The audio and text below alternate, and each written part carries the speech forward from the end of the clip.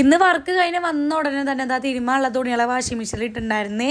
എൻ്റെ യൂണിഫോം അടക്കം ഞാൻ തീരുമാനം ഇട്ടിട്ടുണ്ടായിരുന്നില്ല. കാരണം ഒരാഴ്ചത്തോളമായി ഞാൻ ആ യൂണിഫോം ഇട്ട് തന്നെ പോകുന്നത്. എനിക്കാണെങ്കിൽ മാറ്റിയിടാൻ വേറെ യൂണിഫോം ഒന്നും ഇല്ലാത്തതുകൊണ്ട് ഞാൻ ആകെ ഒരാഴ്ച കൂടുമ്പോഴാട്ടോ യൂണിഫോമും കാര്യങ്ങളൊക്കെ അലക്കാറുള്ളത്. അങ്ങനെ യൂണിഫോം തീരുമാനം ഇട്ടിട്ടുണ്ടായിരുന്നേ. പിന്നെ വേഗം തന്നെ വൈകുന്നേരത്തേക്കുള്ളതും രാത്രിത്തേക്കുള്ള പരിപാടികളൊക്കെ തുടങ്ങിയിട്ടുണ്ട്. ഇന്ന് രാത്രിത്തേക്ക് സാമ്പാറും അതുപോലെ തന്നെ പപ്പടവും കുറച്ച് നെയ്മീൻ ഉണ്ടായിരുന്നേ. അത് വറുക്കാനാണ് എൻ്റെ പ്ലാന്. അങ്ങനെ പരിപ്പും കാര്യങ്ങളൊക്കെ വെന്ത് കഴിഞ്ഞപ്പോഴത്തേക്കും എനിക്കും മൈനൂസിനുള്ള വൈകുന്നേരത്തേക്കുള്ള ചായക്കുള്ള പരിപാടിയായിട്ടാണ് നോക്കുന്നത്.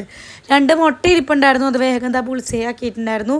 പിന്നെ 2-3 കഷ്ണം ബെർഗല്ല ബ്രെഡ് ഉണ്ടായിരുന്നു. അതും ഇതാ പ്ലേറ്റിലോട്ട് ആക്കിയിട്ട് ഞാനും മൈനൂസും നല്ലോണം ഫുഡ് കഴിച്ചിട്ടുണ്ടായിരുന്നു. എനിക്കാണെങ്കിൽ വർക്ക് കഴിഞ്ഞ് വന്നപ്പോൾ നല്ല വിശപ്പുണ്ടായിരുന്നേ.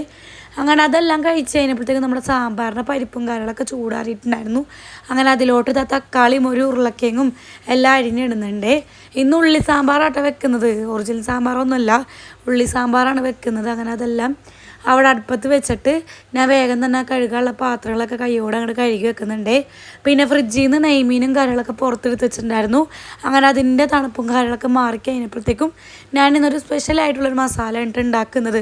ഉള്ളിയും ചെറിയ ഉള്ളിയും വെളുത്തുള്ളിയും അതുപോലെ തന്നെ നല്ല ജീരകവും കറി മസാലപ്പൊടിയൊക്കെ ഇട്ടിട്ട് നല്ലൊരു മസാല ഉണ്ടാക്കിയിട്ടാണ് കേട്ടോ ഞാനിന്ന് മീൻ വറുക്കുന്നത്. എല്ലാം ഫ്രൈ ചെയ്യാൻ വേണ്ടി വെച്ചിട്ട് ഞാനിത് അടിച്ച് വരി തുടക്കാനുള്ള പണിയാട്ടോ നോക്കിക്കൊണ്ടിരിക്കുന്നത്. നമ്മുടെ ഐനൂസ് ആണെങ്കിൽ ഫുഡ് കഴിച്ചിട്ട് അവിടെ എല്ലാം ആക്കിയിട്ടുണ്ടായിരുന്നേ. പിന്നെ അവിടെ എല്ലാം ഒന്ന് തട്ടിക്കൊടുഞ്ഞ് അവിടേക്ക് അടിച്ചു വരിട്ടതിന് ശേഷം വേഗം തുടച്ച് കയറിയിട്ടുണ്ടായിരുന്നേ.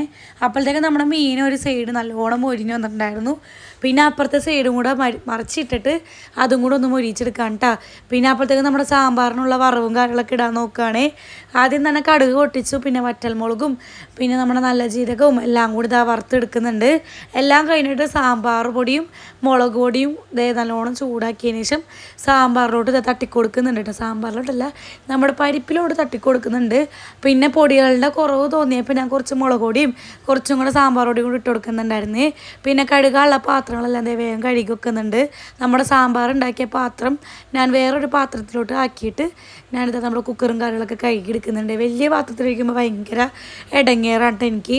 അങ്ങനെ അതെല്ലാം കഴുകാൻ വേണ്ടി വെച്ചിട്ട് നമ്മൾ ചോറ് വടിച്ചതുണ്ടായിരുന്നല്ലോ, അതിൻ്റെ പാത്രവും കൂടെ കഴുകാൻ വേണ്ടി സിങ്ങിലോട്ട് ഇട്ടിട്ടുണ്ടായിരുന്നു. പിന്നെ നമ്മുടെ തിണ്ണപ്പുറവും കാര്യങ്ങളൊക്കെ ഒന്ന് നല്ലോണം തുടച്ചെടുക്കുന്നുണ്ട്. അപ്പോഴത്തേക്കും നമ്മുടെ മീൻ വറുത്തതും സാമ്പാറും എല്ലാം റെഡി ആയിട്ടുണ്ടായിരുന്നേ.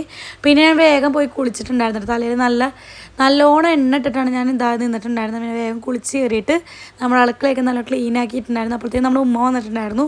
പിന്നെ ഉമ്മാൻ്റെ അടുത്ത് കുറേ നേരം സംസാരിച്ചിരുന്നുണ്ടായിരുന്നു. പിന്നെ അതിനനുസരിച്ച് കുറച്ച് മിഠായും